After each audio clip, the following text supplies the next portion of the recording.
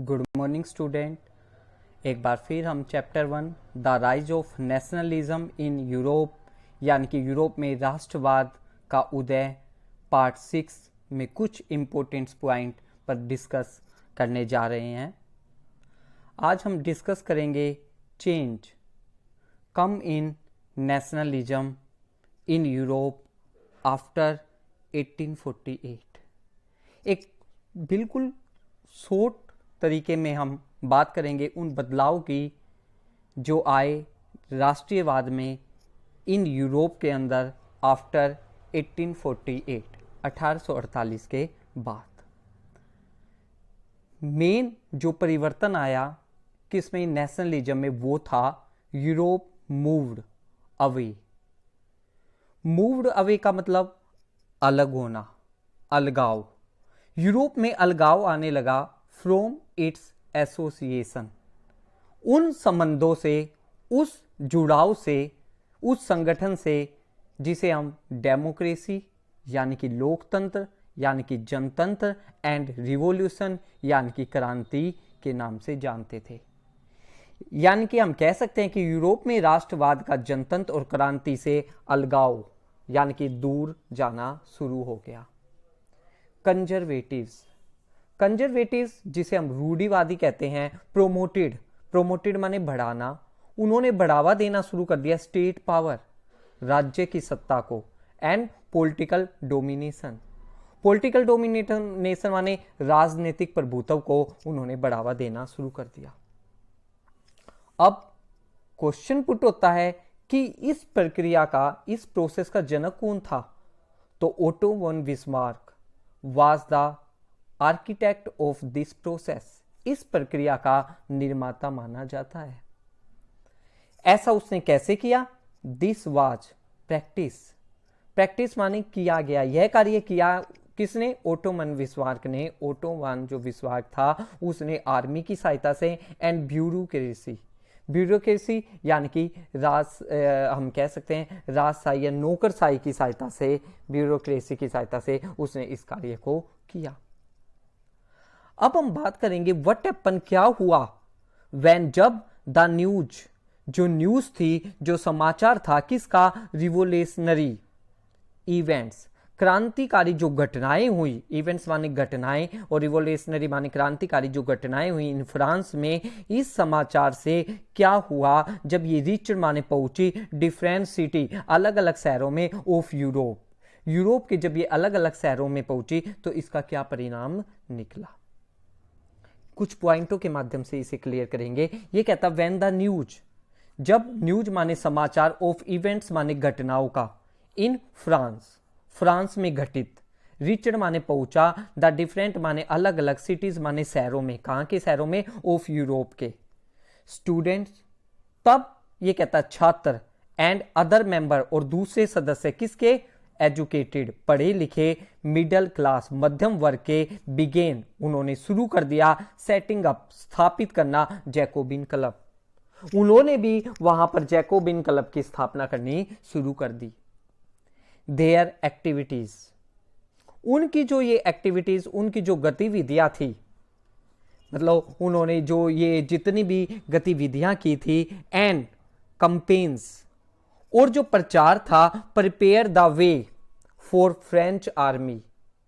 ये कहता है उनकी जितनी भी गतिविधियां थी, देयर एक्टिविटीज एंड कंपेन्स यानी कि उनके जो अभियान थे, प्रिपेयर माने उन्होंने तैयार कर दिया, द वेयर एक रास्ता, किसके लिए रास्ता तैयार किया? For the French army, French army के लिए, फ्रांसीसी सेनाओं के लिए, which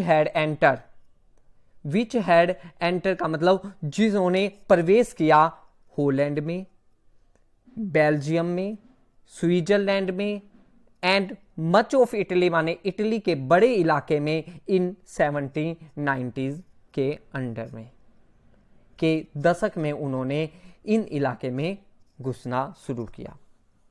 with the outbreak of revolutionary wars, revolutionary war का मतलब हुआ क्रांतिकारी युद्ध, और विद द आउटब्रेक का मतलब शुरू होना।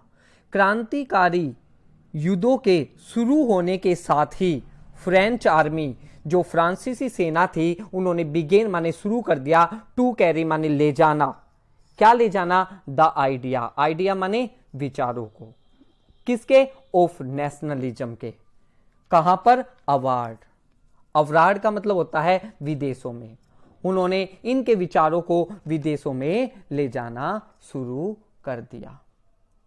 यानी कि इससे हमें पता चलता है कि जब ये न्यूज जो रिवोल्यूशनरी इवेंट्स की थी, France reached the different city, France से अलग अलग शहरों में पहुंची, तो वहां पर इसका क्या परिणाम निकला। अब हम बात करेंगे ओपिनियन, विचार, किसके विचार, कंजर्वेटिव रिगिम्स। कंजर्वेटिव रिगिम्स का मतलब हम कह सकते हैं कि एक किस्म से जो रूढ़िवादी लोग थे, हम बात करेंगे रूढ़िवादी लोगों की, उन लोगों के द्वारा ये जो विचार थे ये किस तरह से आगे पहुंचने शुरू हुए, क्या विचार थे, क्या ओपिनियन, क्या मत थे रूढ़िवादी लोगों के, उसके बारे में हम पढ़ना शुरू करेंगे। ये कहता है कंजर्वेटिव्स, कंजर्वेटिव्स जो रिजिम्स थे, यानी कि रूढ़िवादी जो क्षेत्र थे, सेटअप, जिनकी स्थापना हुई थी कब, 1815 में, जिनकी स्थापना 1815 के अंदर हुई थी, हम उन रूढ़िवादी के बारे में बातें करना स्टार्ट करेंगे। ये कहता है कि रूढ़िवादी जो शासन था जिसकी स्थापना 1815 में हुई थी, वाज ऑटोक्रेटिक। ऑटोक्रेटिक का मतलब निरंकुश था, यानी कि रूढ़िवादी जो शासन जिसकी स्थापना 1815 में की गई थी वो एक निरंकुश शासन था। विच वाज अगेंस्ट, जो कि अगेंस्ट माने विरुद्ध था, किसके, spirit of French revolution. Spirit का मतलब भावना, किस भावना के, फ्रांसीसी क्रांति की भावना के विरुद्ध था। यानी कि हम इसमें बात कर रहे हैं कि 1850 में स्थापित रूढ़िवादी जो शासन था उसके बारे में क्या विचार है। तो 1815 में जो रूढ़िवादी शासन था वो निरंकुश था, और नेचुरली बात थी अगर वो निरंकुश था तो फ्रांसीसी जो फ्रेंच रिवॉल्यूशन थी उसकी जो स्पिरिट, उसकी जो भावना थी उसके अगेंस्ट था वो। दे डिड नॉट टॉलरेट, दे का मतलब क्या हुआ, कंजर्वेटिव, यानी कि जो रूढ़िवादी थे, डिड नॉट टॉलरेट, टॉलरेट का मतलब सहन नहीं कर सकते थे, किसको सहन नहीं कर सकते थे, क्रिटिज्म। क्रिटिज्म को हम कह सकते हैं कि आलोचना को। डिसेंट का मतलब हुआ कि वो जो मतभेद थे उन्हें वो सहन नहीं कर सकते थे। अब विच इज अगेंस्ट, जो कि अगेंस्ट होते थे, विरोध में होते थे प्रिंसिपल माने सिद्धांत के, ऑफ फ्रीडम एंड, क्या कहता है ये, लिबर्टी, यानी कि फ्रीडम एंड लिबर्टी का मतलब हुआ आजादी के सिद्धांत के विरुद्ध था। यह कहता है, कहने का मतलब है कि वे आलोचना व मतभेद को सहन नहीं करते थे जो आजादी के सिद्धांतों के विरुद्ध थे। दे इम्पोज, इसलिए उन्होंने क्या किया, इम्पोज माने लागू कर दिया, सेंसरशिप मतलब एक नियंत्रण कानून, एक सेंसरशिप कानून, टू कंट्रोल, नियंत्रण करने के लिए प्रेस पर, समाचार पत्रों पर, किताबों पर, प्ले, नाटकों पर, एंड संगीत, सॉन्ग यानी कि गीतों पर उन्होंने सेंसरशिप नाम का कानून लागू कर दिया ताकि उन पर कंट्रोल किया जा सके। All this is also against the principle of freedom of speech. All this, ऊपर अभी जितने भी मैंने सेंसरशिप को कंट्रोल करने वाले सेंसरशिप को लागू करने वाले जो कानून के बारे में बताया, जिन जिन पर उन्होंने कंट्रोल किया था, ऑल दिस, ये सब, इज आल्सो माने ये सारी कार्य अगेंस्ट था, किसके अगेंस्ट था, principle of freedom of speech, यानी कि अभिव्यक्ति, फ्रीडम ऑफ स्पीच का मतलब अभिव्यक्ति की जो स्वतंत्रता थी उसके सिद्धांतों के खिलाफ था। इस प्रकार रूढ़िवादी जो लोग थे, कंजर्वेटिव जो लोग थे, उनके कंजर्वेटिव जो शासन था उसकी प्रति क्या ओपिनियन थे उसके बारे में हमने अभी पढ़ा। अब हम शुरू करेंगे फीचर्स। हमने इनके बारे में तो पढ़ा, अब हम इन्हीं की विशेषताओं के बारे में पढ़ेंगे। फीचर्स यानी कि विशेषताएं कंजर्वेटिव रिगिम्स माने कंजर्वेटिव शासन की, जिसकी स्थापना 1815 में यूरोप में की गई थी, उसके बारे में अब हम पढ़ना शुरू करेंगे। तो हम स्टार्ट करते हैं। सबसे पहले हम इन्हें पॉइंटों के माध्यम से करेंगे। इनकी फीचर्स की हम शुरुआत करते हैं। तो सबसे पहले कहता है बेसिक बिलीफ। बेसिक बिलीफ यानी कि मूलभूत विश्वास। कंजर्वेटिव बिलीव रूढ़िवादियों का विश्वास था। एस्टाब्लिश वो स्थापित करना चाहते थे। ट्रेडिशनल माने परंपरागत, इंस्टीट्यूशन माने संगठन, ऑफ स्टेट माने राज्यों के, एंड सोसाइटी माने समाज के। कैसे? लाइक जैसे कि वो मोनार्ची राजतंत्र चाहते थे, द चर्च वापस चाहते थे, सोशल हेरिटेज सामाजिक जो पैतृक सिद्धांत चला रहा था, समाज के अंदर जो स्टार्टिंग से ही पैतृक सिद्धांत चला रहा था, प्रॉपर्टीज संपत्ति, एंड द फैमिली और जो परिवार शुड बी प्रिजर्व बनाए रखना चाहिए। यानी कि हम कह सकते हैं कि कंजर्वेटिव्स का विश्वास था कि स्थापित होना चाहिए ट्रेडिशनल माने परंपरागत संगठनों को राज्य के और समाज के, राजतंत्र होना चाहिए, चर्च होना चाहिए, सामाजिक हेरिटेज माने सामाजिक ऊंच नीच, प्रॉपर्टी माने संपत्ति होनी चाहिए, एंड जो फैमिली परिवार है शुड बी प्रिजर्व माने उसे बनाए रखना चाहिए। अब ये कहता है 1815 में जो रूढ़िवादी जो कंजर्वेटिव शासन था वो बिलीव करता था इन मॉडर्न, ये कहता है मॉडर्निज्म। मॉडर्निज्म का मतलब मॉडर्निज्म का मतलब हम कह सकते हैं आधुनिकरण में वो विश्वास करता था। ज्यादातर कंजर्वेटिव जो रूढ़िवादी थे सपोर्टेड माने समर्थन करते थे। किसका समर्थन करते थे? ये कहता है मॉडर्नाइजेशन। मॉडर्निज्म का मतलब हुआ आधुनिकरण का, बिकॉज क्योंकि दे बिलीव उनका विश्वास था दिस कुड बी हेल्प। ये कहता है दिस कुड बी हेल्प, यह किया जा सकता है, किया जा सकता है, लेकिन कैसे? ये कहता है इन स्ट्रेंथिंग, स्ट्रेंथ देनिंग का मतलब होता है मजबूत करने में सहायता कर सकता है। ट्रेडिशनल माने परंपरागत, इंस्टीट्यूशन माने संगठनों को, लाइक जैसे कि ये कहता है मोनार्ची जैसे संगठनों को ये कहता है मजबूत करने में ये सहायता कर सकता है। तीसरा विशेषता क्या थी? वे टू, रास्ते। किसके रास्ते? ये कहता है स्ट्रेंथ देन ऑटोक्रेटिक रूल। ये कहता है कि निरंकुश शासन को शक्ति प्रदान करने के तरीके। ए मॉडर्न आर्मी, एक आधुनिक सेना, एन एफिशिएंट माने कुशल, ब्यूरोक्रेसी माने नौकरशाही, ए डायनेमिक इकोनॉमिक्स, डायनेमिक का मतलब गतिशील, इकोनॉमिक माने अर्थव्यवस्था, and abolition of feudalism. Abolition of feudalism का मतलब एबोलिशन माने समाप्ति होना, फ्यूडलिज्म का मतलब सामंतवाद की समाप्ति, एंड ये कहता है सफरडम का मतलब होता है हम कह सकते हैं भूदासव की समाप्ति। कुड माने शक्ति है।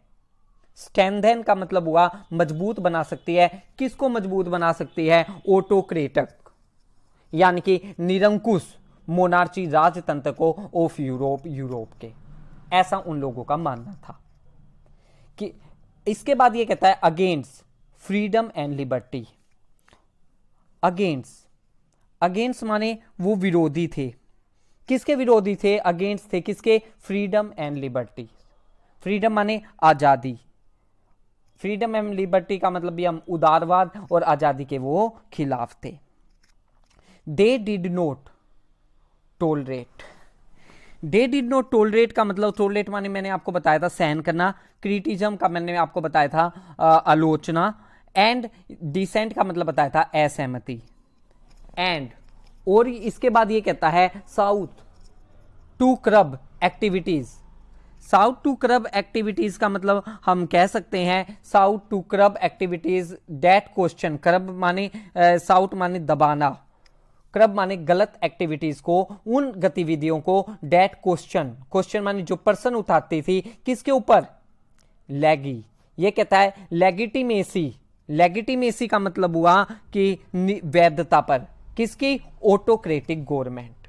निरंकुश सरकार की जो वैधता थी उसके ऊपर क्वेश्चन उठाने वाली जो भी करप्ट एक्टिविटीज गतिविधियां थी, ये कहता है ये उसको दबाना चाहते थे। यानी कि कंजर्वेटिव विश्वास दे डिड नॉट टॉलरेट, वो सहन नहीं कर सकते थे आलोचना को, असहमति को, और वो दबाना चाहते थे उन सारी करप्ट एक्टिविटीज गतिविधियों को जो क्वेश्चन उठाती थी, प्रश्न उठाती थी लेगिटिमेसी माने वैधता पर, किसकी? निरंकुश गवर्नमेंट की। मोस्ट ऑफ देम इम्पोज, इसलिए मोस्ट ऑफ देम माने उन्होंने ज्यादातर इम्पोज माने लागू कर दिया सेंसरशिप लॉ, सेंसरशिप कानूनों को, टू कंट्रोल नियंत्रण करने के लिए। What was said in newspaper, कि समाचार पत्र में क्या कहा गया है, किताबों में क्या लिखा गया है, नाटक कैसे दिखाए जाते हैं, एंड सॉन्ग किस तरह के गीतों को गाया जाता है, and reflected the idea of liberty and freedom, और इन्होंने रिफ्लेक्टेड माने प्रभाव डाला विचारों पर, किसके विचारों पर? लिबर्टी एंड फ्रीडम का मतलब आजादी के विचारों पर इन्होंने पर अपना प्रभाव डालना शुरू कर दिया। अब हम बात करेंगे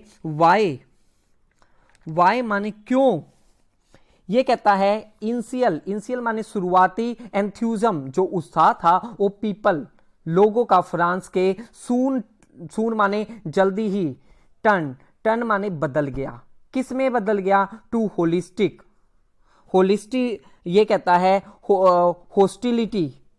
होस्टिलिटी का मतलब हम कह सकते हैं कि दुश्मनी में, after Napoleon take over of France, यानी कि नेपोलियन के हाथ में फ्रांस का नियंत्रण आने के बाद फ्रांस के लोगों का जो शुरुआती उत्साह था सून जल्दी ही क्यों बदल गया? होस्टिलिटी यानी कि दुश्मनी में। स्टार्ट करते हैं। इनिशियली शुरुआत में, इन मैनी प्लेसेस कई स्थानों पर, सच एज माने जैसे, होलैंड की बात करें, हम स्विट्जरलैंड की बात करें, एज वेल एज इसके अलावा, इन सर्टेन माने कुछ, सिटीज माने शहर, लाइक जैसे कि ब्रुसेल्स, मेंज, मिलान और वारसा, जो ये शहर थे, ये कहता है द फ्रेंच आर्मीज माने वहां पर फ्रांसीसी सेनाओं का वर वेलकम माने स्वागत किया गया।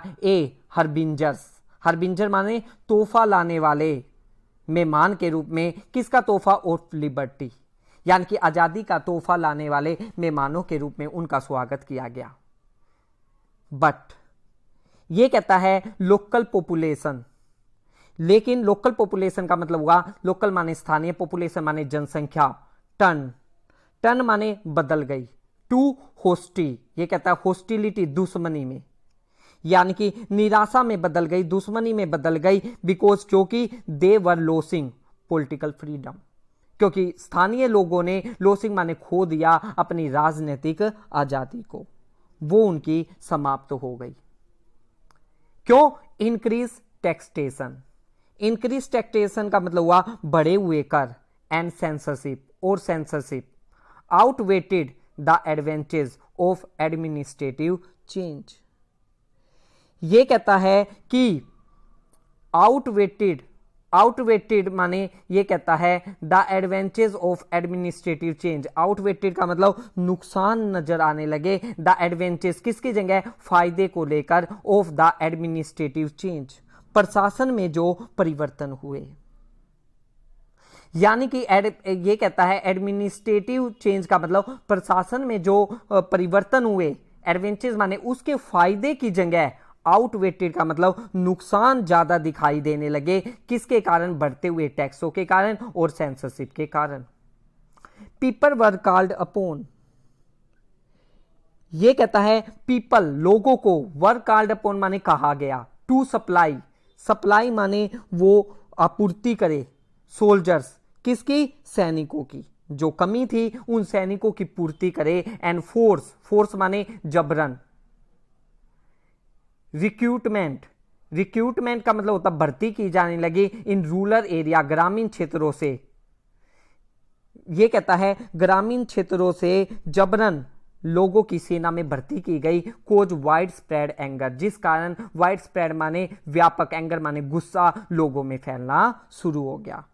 इसलिए जो शुरुआती उत्साह था फ्रांस के लोगों में वो शीघ्र ही दुश्मनी में बदलना शुरू हो गया।